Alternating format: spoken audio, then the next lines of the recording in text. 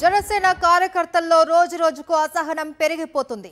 టీడీపీతో ఇమడలేక నాయకులపై ఎక్కడికక్కడ కార్యకర్తలు ఆందోళనకు దిగుతూ ఉన్నారు. విజయనగరం జిల్లా ఎస్కోట అసెంబ్లీ నియోజకవర్గంలో జనసేన కార్యకర్తలు పార్టీ పెద్దల తీరుపై ఆందోళనకు దిగారు.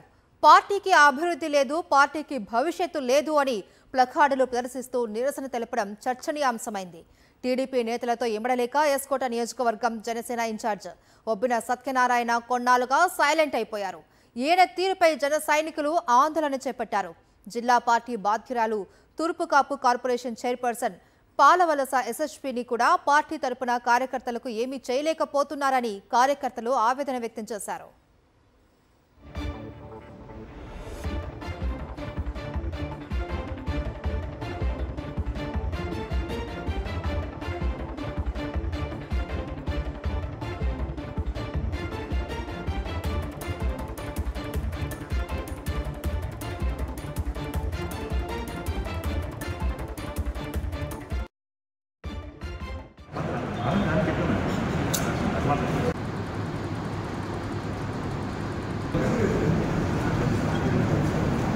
కోసం పనిచేసే నాయకుడు మాకు కావాలి.